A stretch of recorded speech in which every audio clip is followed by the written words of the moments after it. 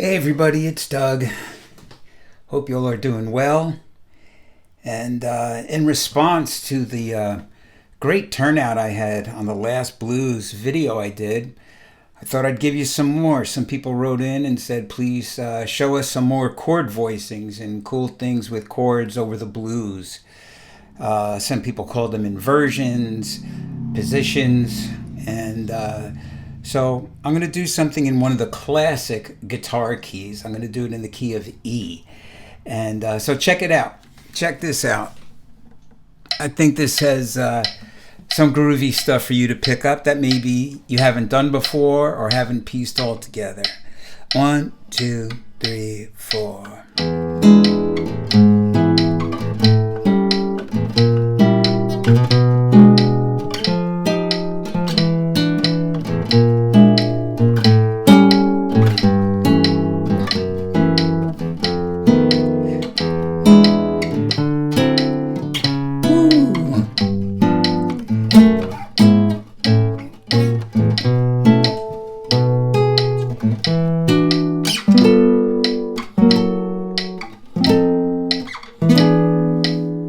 There it is. All right. So, as I like to say, there's a lot of meat on those bones. So, this is a nice little, again, a mini lesson, but there's a lot of stuff to absorb and kind of go over, I mean, the first thing would be to learn how to do it, imitate, and then you can digest it and apply it to other songs because it's got a lot of stuff going on. First, I start with an E7, and I go to its first inversion, although I just do a triad, E over G sharp. But if you'll notice, I have the same note on top. I have E on top. Invert the chord. I still have E on top, and I'm going to connect my next chord by a half step. A sharp diminished, same note on top. Now I'm going to change, go up, then approach. This is an E over B. Now I'm going to do a chromatic approach note, or a chromatic approach chord, F9 down to the E9. Chromatically approach my A7 through an E7 with the flat 5 in the bass, B flat.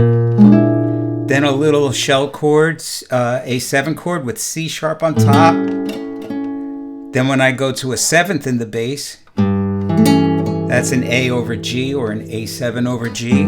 Still have C sharp on top. My F sharp minor, I still have C sharp on top. And then my B7 with the flat 5 in the bass, F. It finally resolves, or almost resolves, to the B natural. Then back to the E7 again with the E on top, to a D9 with the E on top, to the 6th chord with a sharp, it's a C sharp, 7 sharp 9. And then a chromatic approach to the 2 chord with a G7. Now I'm going to walk up F sharp minor, G sharp minor, sharp 5. And you could think of this also as a E in first inversion, add 2, adding an F sharp. And then I throw an actual A major 7 instead of dominant 7. Then an A sharp minor 7 sharp 5, or you could think of it as a F sharp major chord in first inversion with an added 2. It's easier just to think of it as a minor 7 chord, sharp 5. Then a very common thing, I'm going to do an A triad with a B in the bass. And this makes this a B9 sus4 because I have the root, the 7, the 9, and the E, which is the 11. And then I'm going to resolve this. Right? And then add the 13th on the first string. Then we're going to do our turnaround. C9, G9. Now I'm going to keep this A on top of all these chords. G flat, 7 sharp 9, F7. Then finally everything resolves down just a half step to an E7. There you have it. So again, this is not the hardest thing in the world to do, which is great. You know, not everything that sounds groovy has to be incredibly hard.